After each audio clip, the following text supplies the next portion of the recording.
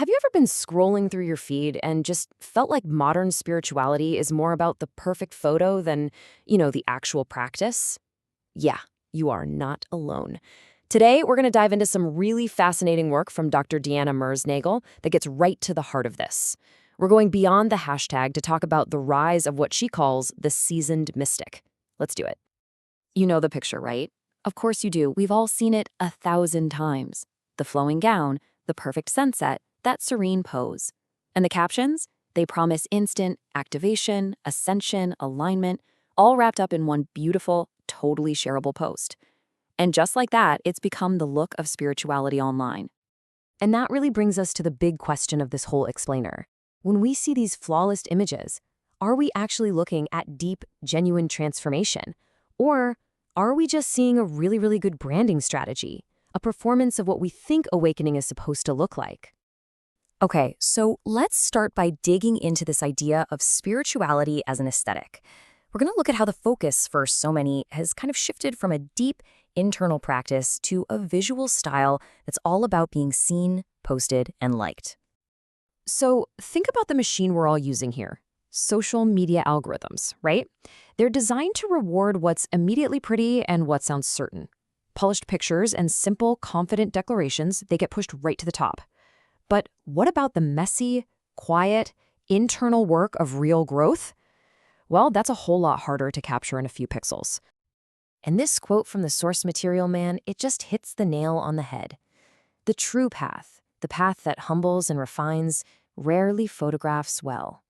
The real stuff, the shadow work, the surrender, the tough, uncomfortable honesty, that's what shapes a mystic, not a marketer. And it definitely doesn't make for a great selfie. So this leads us to a really clear split, a distinction between two very different paths to transformation that are popping up in our digital world. Okay, so this slide just lays it all out, side by side. You've got the algorithm's path, which is all about the look of transcendence. It gets rewarded for beauty and certainty, and its main goal, conversion. But then you have the mystic's path, and that's about the work of transformation. The rewards there are humility and refinement, and the goal is just a genuine conversation. Now, this focus on aesthetics has led to something Dr. Nagel calls bypass branding. Let's break down exactly what that means. So, bypass branding is basically a spiritual shortcut. It's when spiritual ideas are used to just leapfrog right over difficult, messy emotions. Instead of actually sitting with the pain and processing it, you just slap a new label on it and declare yourself healed. For instance, instead of working through a really painful experience, you might just call it contrast, so you can appreciate the good times more. See? Bypassed. And in the same way, grief, a totally natural and necessary human process, gets dismissed as just a low vibration that you need to get rid of. But true wholeness, it comes from integrating all of these experiences, not pretending they're not there. So, if our feeds are flooded with one particular type of spiritual guide, who are we not seeing? This brings us to an archetype that is almost completely missing from this online landscape, the seasoned mystic, what some have called the crone. So why don't we see more of this figure online? Well, for starters, her wisdom doesn't really fit into a 15-second reel. She wants to have a real conversation. She's not just trying to get another follower. And her validation, it comes from the inside, not from a social media spotlight. She represents wholeness, scars and all, not some impossible standard of digital perfection.